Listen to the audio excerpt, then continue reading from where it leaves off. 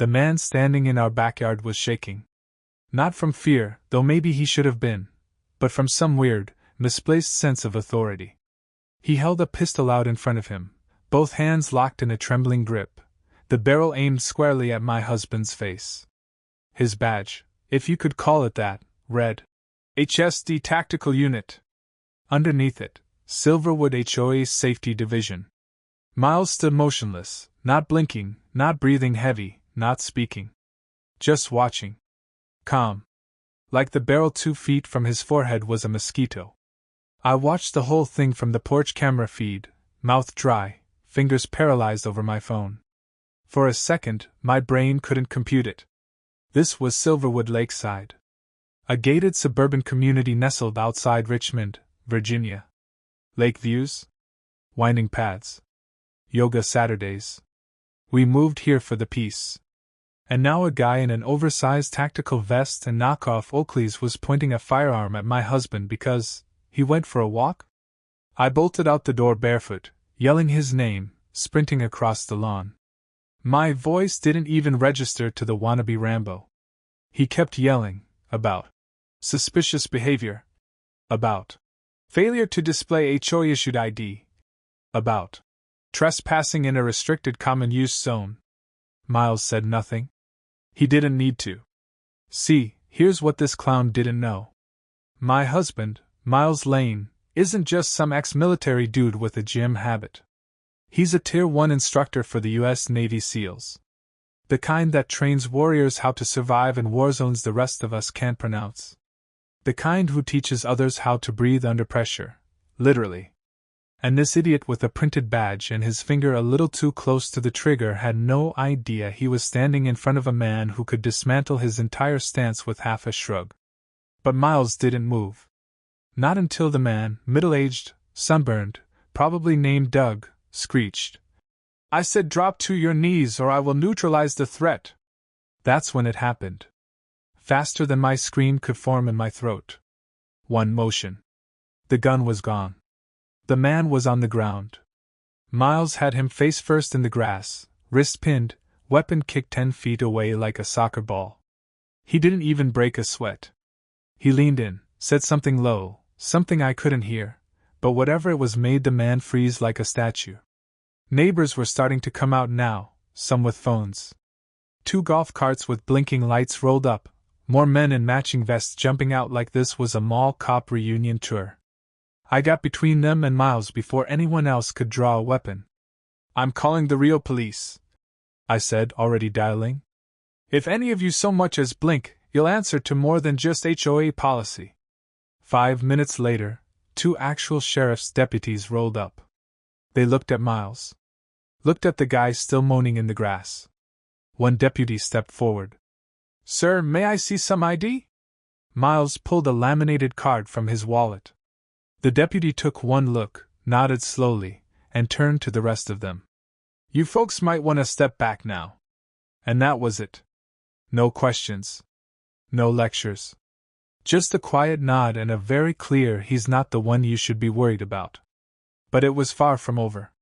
That was the moment Silverwood's HOA declared war. And they had no idea they just picked a fight with the man who trains the people you send into war. We thought we were moving into a lakeside dream.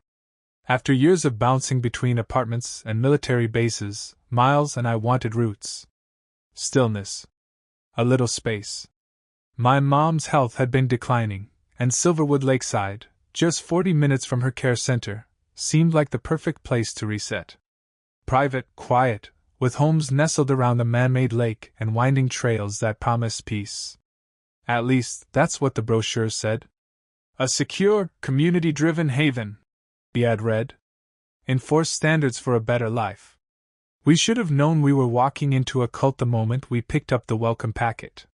It was hand-delivered on day 1 by a man in a khaki vest, aviator sunglasses, and a headset that looked like he borrowed it from an airport tarmac. "Douglas Keener," he said, offering a stiff smile. "President of the HOA. Director of Home Security Division. You can call me Commander." Commander. Not Doug. Not Mr. Keener. Commander. He handed over a glossy folder with a monogrammed HOA seal, 3 laminated ID cards, a decal for our mailbox, and, no joke, an 84-page community rulebook. I flipped it open. Page 3. All residents must wear visible HOA-issued ID tags while outside private property. Page 7. Footwear must conform to community quiet step guidelines. Page 26. Running, jogging, or fast-paced movement without pre-cleared route authorization may be flagged as suspicious activity. There was even a section on lawn ornament symmetry.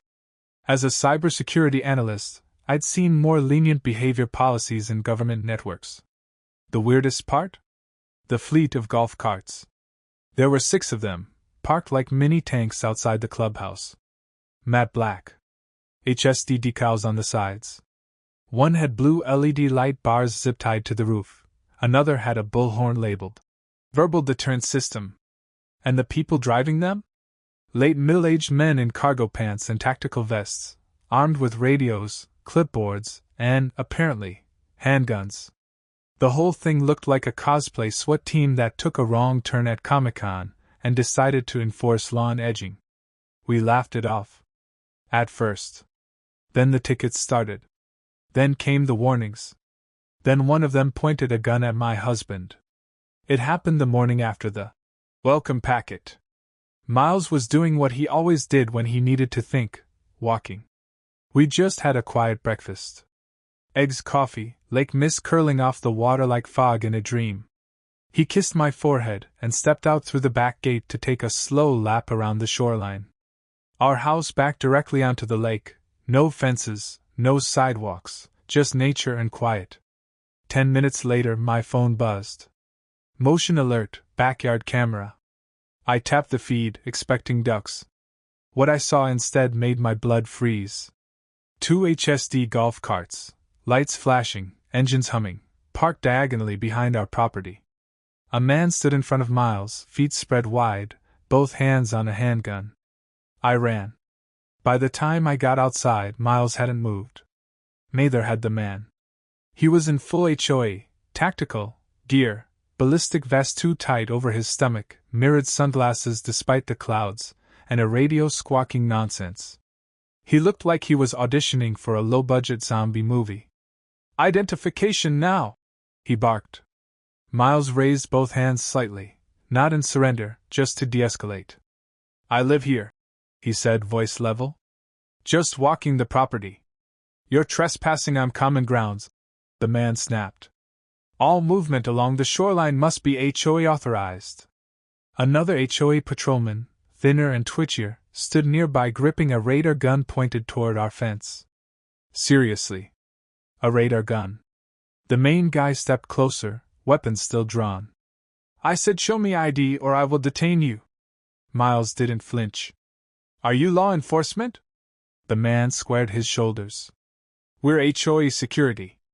That's higher than local cops here. I swear Miles almost smiled. Almost. Instead, he said quietly, you don't want to do this. Then the man made his mistake. He shifted his weight. Index finger tapped the trigger guard. That's when Miles moved. 3 seconds. That's all it took. The gun clattered to the ground. The man hit the dirt a half-beat later, face first, arm twisted in a textbook joint lock, completely immobilized. Miles knelt over him calmly, applying just enough pressure to keep things non-lethal but humiliating. The second officer didn't even reach for his radio. He backed up so fast he nearly fell into the lake. I stood there, breath caught, phone still recording. Rebecca, call the police, Miles said, not looking up. I did. And they came, 2 cruisers, lights flashing. The real kind. One officer stepped out, immediately assessing the scene. His hand went to his sidearm but stopped when he saw the position of the weapon on the ground, the neutralized threat, and the utter stillness of my husband. Sir, the officer said, approaching slowly. Do you have ID? Miles nodded and handed over a card from his wallet, laminated, crested, and military issued. The officer studied it, blinked, then exhaled slowly. You're good. Thank you for your composure. He turned to the guy on the ground, still groaning. You, on the other hand, have some explaining to do.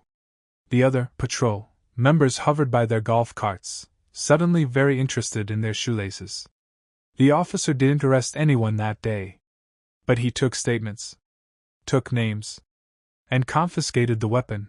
Turns out it wasn't even registered. We thought maybe, just maybe, that'd be the end of it. We were wrong. That incident, that 3 seconds of clarity, was the spark. And Douglas Keener? He was about to pour gasoline on it. Do you think the HOA patrols should have faced jail time? Comment yes or no below. By the next afternoon, flyers were taped to every mailbox, front door, and lamppost in Silverwood. Emergency HOA hearing, resident safety incident, mandatory attendance strongly encouraged. The language screamed. Optional. But the capital letters and red ink said otherwise. It was scheduled for 6 p.m. sharp at the Silverwood Community Hall, a building that looked like a wedding venue but operated more like a courthouse, complete with folding chairs and a podium no one ever requested. I didn't want to go. Miles definitely didn't. But I knew we had to. By 5:30, the parking lot was packed. Some people brought snacks, others lawn chairs. One guy even wheeled in a cooler labeled HOA Drama Night. Inside, the air was already buzzing with whispers. Neighbors glanced at us like we were either celebrities or suspects. I caught snippets. The guy took down Eddie with one hand. Didn't even fight back until the gun came out. Heard the HOAs calling for a ban. At the front stood Douglas Keener, in full tactical cosplay, khaki vest over a tucked-in dress shirt, earpiece hanging dramatically from one ear, and a whiteboard behind him that read, Operation Neighborhood Stability. Seriously. That was the name. Douglas adjusted the mic twice, cleared his throat like he was about to read from the Constitution, and opened with, Fellow residents, what occurred yesterday was nothing short of a domestic security breach. He pointed dramatically at a folding chair next to him where Eddie, yes, disarmed Eddie, sat with his arm in a sling and a face that suggested someone had stolen both his pride and his last hot pocket. We must act swiftly, Douglas continued, to maintain order in our streets. Our safety division was violently assaulted while attempting to enforce community standards. Gasps rippled. A few heads turned toward us. I raised my hand. Douglas paused, visibly irritated. Yes, Mississippi Lane? Quick question, I said. Didn't your officer pull a gun on a man walking near his own property? That's not the footage we have, he said with a tight smile. And just like that, the projector flipped on. Grainy, choppy footage, clearly from a body cam, played on the screen. It showed Eddie approaching Miles. Some garbled audio. Then, suddenly, the camera went flying. The clip ended just before the takedown. Convenient. Douglas folded his arms.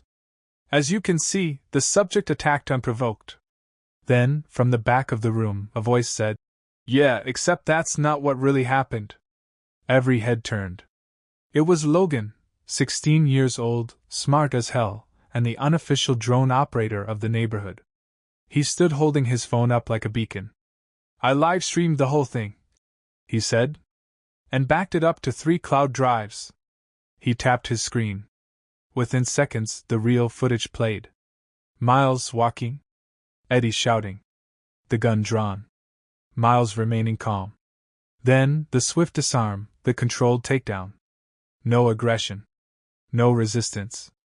Just precision and restraint. The room went still. Then someone laughed. Then clapped. Douglas's face flushed deep red. That footage was unauthorized, he snapped. Possibly doctored. Really? Logan said. Wanna subpoena my hard drive? The tension shifted. Neighbors who'd been silent before started whispering, now not with fear, but with doubt. The myth of HOA invincibility had a crack. And that's all a storm ever needs. The next morning, we found a notice taped to our front door. Formal violation, Section 9.2, aggressive posture during public meetings. Penalty, $375. Due in 72 hours. Aggressive posture?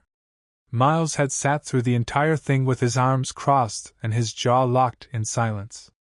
The only thing aggressive was his sheer existence. We both knew what it meant. Douglas was escalating. So we escalated too. While Miles cleaned the gutters with a silent intensity that probably scared the squirrels, I sat down at my computer and did what I do best: dig. You see, HOA budgets are technically public record, if you know how to request them properly. Most people don't bother. But I wasn't most people. And Douglas clearly didn't expect anyone to look. Within 2 hours, I had copies of the HOA's last 3 years of financial summaries. They were scanned PDFs, barely legible and formatted like they'd been typed on a fax machine. But patterns emerged fast. One name showed up a lot: Blue Elk Landscaping, LLC. Invoices. Maintenance charges. Improvement projects. Seasonal upgrades. Over $200,000 paid in 3 years. Funny thing? I couldn't find a single photo of new landscaping anywhere in Silverwood. No new benches. No walking trail updates. No decorative boulders or artisan birdhouses or whatever $200,000 gets you these days. So I looked up Blue Elk. The business license? Filed under an address that traced back to a P.O. box in Roanoke. And the listed owner? Trevor Keener. 23. Lives out of state. And just so happens to be Douglas Keener's nephew. That was the moment my stomach dropped, and the fire inside me roared to life. We spent the next 2 days collecting everything. I set up a spreadsheet tracking payments to Blue Elk with timestamps and reference numbers. Miles pulled footage from our front yard camera, dates when scheduled landscaping supposedly occurred. Nothing. No activity. No trucks. No crews. Not even a rake. We weren't just being harassed by a control freak HOA. We were living in a cover-up. At this point, we had a choice: take it to local media, or go bigger. We went bigger. Using a few contacts from a past cybersecurity contract, I routed the documentation through encrypted channels and submitted it directly to the Office of Federal Housing Oversight, an agency that monitors HOA corruption, misappropriation, and misuse of resident funds. We didn't expect a response anytime soon. Government wheels move slow. But less than 48 hours later, Miles opened our mailbox and pulled out a thick, stamped envelope. Inside was a formal acknowledgement from the agency. Investigation initiated. Request for records submitted to Silverwood HOA Board. Oversight case #822GF. He handed it to me in silence. I looked up at him. You know what this means, I said. He nodded. Douglas is going to panic. He wasn't wrong. That afternoon, the clubhouse blinds were closed. The door was padlocked. And a brand new sign had been zip-tied to the gate. HOA access restricted to board members only, per Emergency Clause 17A. Translation? We'd hit a nerve. The next citation arrived in a bright orange envelope with the words, Behavioral Violation, Level 2, stamped across the front. Offense: walking with aggressive energy. Fine, $215. They were fining Miles for how he walked. He was returning from the mailbox, I said aloud, reading the form. In flip-flops. The next day, I got one too. Mine was pink. Classy. Charge: contributing to community disharmony via digital influence. Translation: someone saw me commenting on a neighborhood Facebook post asking where HOA dues were going. Fine, $145. It was pathetic. And desperate. Which meant it was working, on some. Several neighbors had stopped waving. A few crossed the street when we walked by. The once cordial air of Silverwood was fracturing into suspicion and sides. But we weren't alone. It started small. Logan, the teen drone pilot, offered to install a second camera on our roof. Said he wanted a better angle on the golf carts. Then Mr. Hale from Lot 19, retired CPA, never said a word before, slipped a USB drive into our mailbox with a note. Found this. Might be useful. It was full of scanned invoices from past HOA budgets, with handwritten notes about mismatched dates. Then the flyers began. Not from us, from others. Anonymous, but smart. Clean fonts. Bullet points. Where are your dues going? Who really owns Blue Elk Landscaping? Do HOA patrols have any real training? Why was a weapon drawn on a resident? They weren't inflammatory. Just facts. Questions. Proof. And slowly, silently, yard by yard, porch by porch, people started waking up. Signs appeared next. I support transparency. No more fake cops. Peace isn't control. Douglas responded the only way he knew how. He doubled the patrols. Golf carts started rolling every hour on the hour, headlights blazing even at noon. One of them parked outside our house for 2 hours, pretending to check sprinkler alignment. Miles stepped out with a cup of coffee and just stared. They drove away in less than a minute. The summons came in a plain white envelope. Inside, a formal invitation to speak before the Greenford City Council, under Agenda Item Number 6. Review of Resident Petition regarding Silverwood Lakeside HOA Oversight and Enforcement Practices. It was time. The hearing was scheduled for a Tuesday evening at City Hall. We arrived early. Not because we were eager, but because we wanted seats near the front. As we walked in, I realized something unexpected. We weren't alone. Nearly half of Silverwood showed up. Some in polos and khakis, others in work boots and windbreakers. A quiet army of fed-up neighbors, clutching folders, USBs, and frustration years in the making. Douglas Keener arrived late. He strode in wearing a navy blazer with gold buttons, carrying a binder thick enough to stop a bullet. Behind him trailed Eddie, yes, still in a sling, and 2 other patrol officers, looking like budget Secret Service. They took their seats near the front. The mayor called the meeting to order. After some procedural fluff and public works updates no one listened to, the chair finally announced. Item 6, Silverwood HOA. Douglas jumped to his feet, dramatically clearing his throat. Ladies and gentlemen, he began. What we've built in Silverwood is a model of modern safety, an exemplary system of self-regulation and peaceful enforcement. Recent misinformation campaigns have attempted to slander our efforts, but I assure you, everything we've done has been in service of harmony. He opened his binder. Charts. Photos. A color-coded HOA flowchart. Even a slide labeled Standard Engagement Protocol, Civilian Interactions. Then it was my turn. I didn't bring a binder. Just a manila folder. If you would have done the same thing Rebecca did, comment the number 1 right now. I stood. Took a breath. Looked at the council members, 5 of them, each with their own poker face, and began. In the last 3 years, over $200,000 of resident funds have been funneled to a landscaping company that doesn't exist in any real capacity. Blue Elk Landscaping is a shell, registered to a P.O. box, owned by Trevor Keener, the HOA president's nephew. I clicked a small remote. Behind me, on the projector, appeared a spreadsheet, complete with transaction IDs, bank trails, HOA meeting minutes, and time-stamped videos showing no work being done during the listed projects. Next came the footage, unedited, of Miles being threatened by Eddie. The audio was clear. The weapon was visible. The takedown was clean. The silence in the room was deafening. I concluded with a copy of the federal inquiry letter. That's when a councilwoman leaned forward and asked, Mrs. Lane, could you clarify something for the record? What exactly is your husband's background? I glanced at Miles.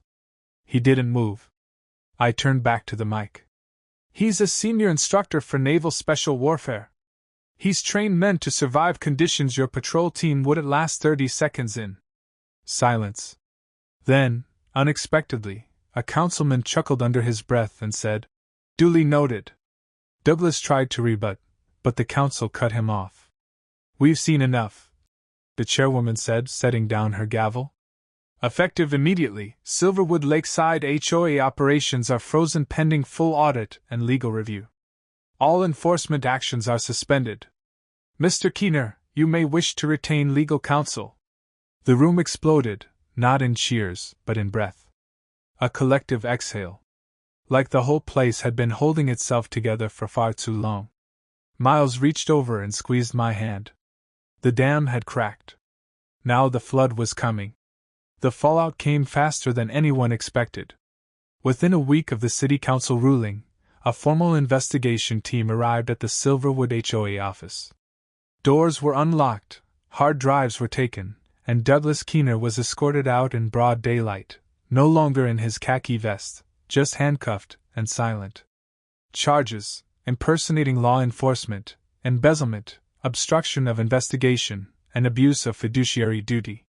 HOA operations were shut down indefinitely. Fines were dismissed. Patrols vanished.